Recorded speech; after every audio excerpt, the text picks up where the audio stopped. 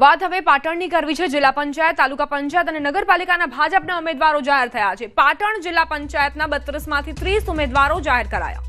પાટણ જિલ્લાની 9 તાલુકા પંચાયતના નામો જાહેર થયા છે। અનેક દિગ્ગજ ચહેરાઓને પડતા મૂકીને નવા ચહેરાઓને સ્થાન આપવામાં આવ્યું છે।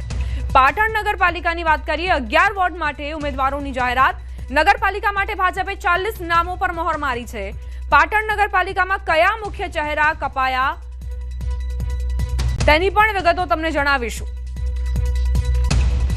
હિરલ પરમાર જે ગત ટર્મ પાલિકામાં પ્રમુખ હતા, વોર્ડ નંબર 11 ના છે તેઓ।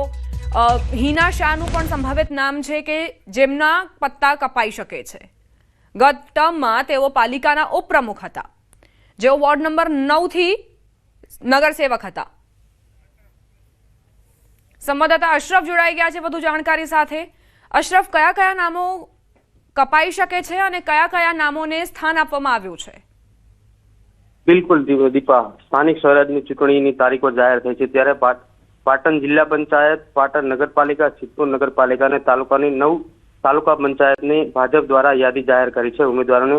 તેમાં સૌથી મહત્વની વાત છે કે પાટણ નગરપાલિકામાં વોર્ડ નંબર 7માં હજી સસ્પેન્ડ છે, એટલે કે 7માં હજી સુધી ભાજપે એક પણ ઉમેદવાર જાહેર કર્યા નથી, એટલે કે અહીંયા કોકડું ગુચવા છે। બીજી બાજુ જિલ્લા પંચાયતમાં 32 બેઠકોમાંથી માત્ર અત્યાર સુધી 30 ઉમેદવારોના નામ જાહેર કર્યા છે, એટલે કે અહીંયા 2 બેઠકો ઉપર ભાજપે હજી ઉમેદવારો જાહેર કર્યા નથી। પરંતુ સૌથી વધુ મહત્વની વાત છે કે પાટણ નગરપાલિકામાં જે ઉમેદવારોની યાદી અત્યારે 40ની જાહેર થઈ છે તેમાં સૌથી વધુ જૂના જોગી અને જે દિગ્ગજ નેતાઓ પાટણ શહેરના હતા તેમને પડતા મૂકીને નવા ચહેરાને સ્થાન આપ્યું છે। મહત્વની વાત છે, ગત ટર્મમાં હિરલબેન પરમાર ઉપપ્રમુખ, હિનાબેન શાહ ઉપપ્રમુખ અને હિરલ પરમાર પ્રમુખ, આ બંનેના નામ કપાયા છે। બીજી બાજુ મુકેશ પટેલ અને શૈલેષ પટેલ, મુકેશ પટેલ ગત ટર્મમાં કારોબારી ચેરમેન હતા, શૈલેષ પટેલ કારોબારી સભ્ય હતા, એટલે કે હિરલ પરમાર, હિના શાહ, મુકેશ પટેલ, શૈલેષ પટેલ અને જયેશ પટેલ, આ 5 થી 6 જે દિગ્ગજ નેતાઓ હતા પાટણ શહેરમાં, જે ભાજપનો મજબૂતી હતી, એટલે કે સ્થાનિક લેવલે ખૂબ જ આ લોકોનો પકડ મજબૂત હતી, પરંતુ આ લોકોને પડતા મુકાયા છે અને આમની જગ્યાએ